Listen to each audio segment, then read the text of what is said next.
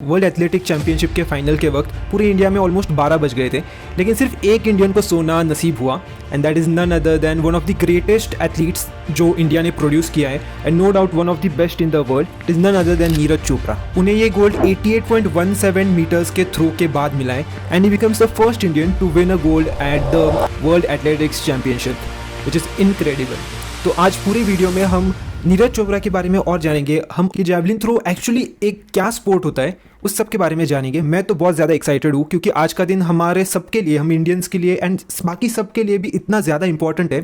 तो इस ओकेजन पर मैं तो बहुत ज़्यादा खुश हूँ एंड मैं भी बहुत ज़्यादा एक्साइटेड हूँ। तो बिना किसी देरी के शुरू करते हैं वीडियो।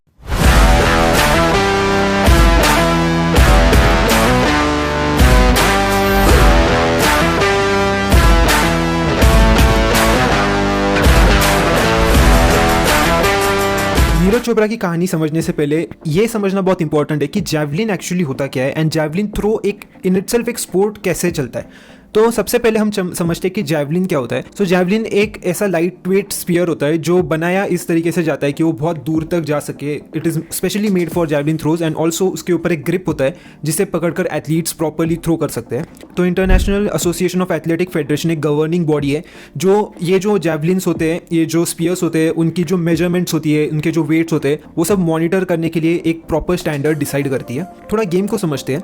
तो जो जैवलिन थ्रो का जो ग्राउंड होता है वो 2 पार्ट्स में डिवाइडेड होता है। एक जो आपका रन अप लेने का पार्ट रहता है, दूसरा जो आपका मेन ग्राउंड होता है जहाँ पर आप जैवलिन थ्रो करते हो। तो सबसे पहले जो रन अप लेने का जो पार्ट रहता है वो 30 to 36 मीटर्स का होता है, जहाँ पर जो एथलीट्स होते हैं वो अपना मोमेंटम गेन करने के लिए बहुत फास्ट स्प्रिंट करते हैं एंड देन स्प्रिंट करके वहाँ से थ्रो कर देते हैं। अभी जो ये 30 to 36 मीटर्स का जो एरिया होता है वहाँ पर एक वाइट लाइन होती है, मतलब कि जो फाउल लाइन होती है। तो ऑफकोर्स ये रूल होता है कि आपका जो फाउल लाइन है उसके आगे जाकर आपने थ्रो नहीं करना चाहिए। ये जो करंट अभी इवेंट हुआ था, जो चैंपियनशिप हुई थी, उसमें नीरज चोपड़ा ने फर्स्ट जो थ्रो था वो फाउल कर दिया था एंड जिसकी वजह से उनका जो वो वाला काउंट था, वो जो थ्रो था उसका काउंट हुआ नहीं। एनीवेज, तो एक एथलीट को ये बहुत ध्यान में रखना होता है कि ये जो आपका एरिया है, मतलब कि जो आपका फाउल लाइन है, उसे क्रॉस ना करे, क्योंकि वो आपका फिर कितना भी दूर जाए आपका वो काउंट नहीं होगा, वो थ्रो काउंट नहीं होता। एंड ऑफकोर्स जो सेकंड पार्ट होता है वो आपका एक्चुअल ग्राउंड होता है जहाँ पर आपका जैवलिन जाता है एंड वहाँ से आपका डिस्टेंस मेजर होता है।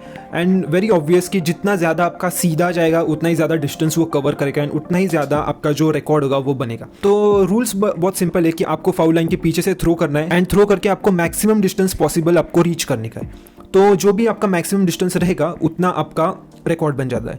अभी हर एक एथलीट को 6 अटेम्प्ट्स मिलते हैं। यूजुअली जो ओलंपिक लेवल के गेम्स होते हैं उसमें 6 अटेम्प्ट्स मिलते हैं, लेकिन ये वेरी कर सकता है अलग अलग इवेंट्स में। कुछ जगह पर 3 अटेम्प्ट्स भी मिलते हैं। तो 3 to 6 ऐसा एक स्टैंडर्ड नंबर ऑफ अटेम्प्ट्स दिया जाता है एक जैवलिन थ्रो जो भी एथलीट्स है उनके लिए। तो जितना सुनने में आसान लगता है उतना ये बिल्कुल भी आसान नहीं है। ये बहुत ही ज़्यादा हाई इंटेंसिटी गेम है। आप इसमें आपका कोर, आपके आर्म्स, आपके शोल्डर, आपका बैक, आपके लेग्स, ये सारे जो मसल्स है उन्हें एक साथ सिंक होना पड़ता है एंड ये सब जब सिंक होता है तभी आप एक परफेक्ट जैवलिन थ्रो कर सकते हो। और सिर्फ ये मसल्स की सारे सिंक्रोनाइजेशन की प्रैक्टिस पूरे ईयर, पूरे साल, कितने साल ये सारे एथलीट्स करते हैं एंड उसी की वजह से इतने बढ़िया जो रिकॉर्ड्स है वो बनते हुए हमें दिखते हैं।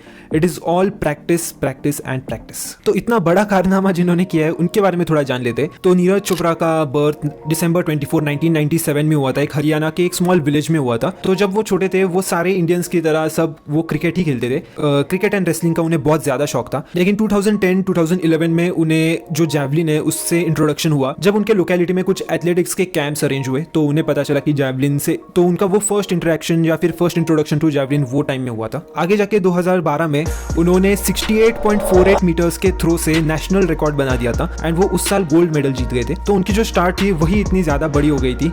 आगे जाके फिर 2016 में उन्हें फर्स्ट इंटरनेशनल रिकॉग्निशन मिला जब एक IAAF वर्ल्ड चैंपियनशिप में अंडर 20 के वर्ल्ड चैंपियनशिप में उन्हें मौका मिला अपनी स्किल्स दिखाने का एंड वहां पर भी उन्हें गोल्ड मेडल मिला जो 86.48 मीटर्स के थ्रो के बाद मिला। तो आप समझ सकते हो कि जो 4 साल पहले कुछ 60s में जो उनका मीटर्स का जो आ रहा था थ्रो, वो डायरेक्टली 80s में आने लग गया अभी, जो एक बहुत ड्रास्टिक चेंज माना जाता है इतने कम टाइम पीरियड में। इतना ज़्यादा, मतलब कितना ज़्यादा इंटेंस ट्रेनिंग उनका हुआ होगा, उससे हम ये सब समझ सकते हैं। फिर 2018 में भी उन्हें फिर से कॉमनवेल्थ में गोल्ड मिला। तो कॉमनवेल्थ भी एक बहुत बड़ा इवेंट होता है एंड उसमें गोल्ड मिलना एक बहुत बड़ी अचीवमेंट है। उसमें भी उन्होंने 86.47 मीटर्स की थ्रो की थी एंड जो उनका जो कंसिस्टेंसी था 80s में जो थ्रो करने का, 85 के ऊपर जो थ्रो करने का, वही मेंटेन था एंड उसी की वजह से ये जो रिकॉर्ड्स है वो बन गए थे। फिर 2018 में फिर से एशियन गेम्स में भी उन्हें फिर से एक बार गोल्ड मिल गया, जिसमें उन्होंने 88.06 मीटर्स का थ्रो किया। लेकिन सबसे बड़ा जो इवेंट होता है उसका वेट अभी भी बाकी था, उसमें मेडल आना अभी भी बाकी था। तो फाइनली 2021 में वो दिन आया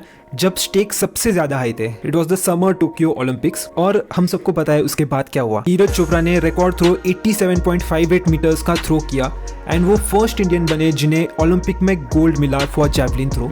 एंड पूरे इंडिया में बस वो सेकंड इंडियन इंडिविजुअल बने जिन्हें ओलंपिक में गोल्ड मिला आफ्टर अभिनव बिंद्रा। अगर हम करंटली बात करें तो उनका एज सिर्फ 25 है एंड वो एक ओलंपिक चैंपियन है, एक वर्ल्ड चैंपियन है एंड एक डायमंड लीग चैंपियन है। लिटरली अभी पूरी दुनिया में one of the best javelin throw athletes उन्हें माना जा रहा है। अभी भी उनका जो हंगर है वो खत्म नहीं हुआ है। जो सबसे बड़ा जो रिकॉर्ड है 92 मीटर्स के थ्रो का रिकॉर्ड है, वो अभी भी वो ब्रेक करने की कोशिश कर रहे हैं एंड उसी के ऊपर सबसे ज्यादा काम कर रहे हैं। जस्ट इनक्रेडिबल जिस तरीके से डेडिकेशन उन्होंने दिखाया है।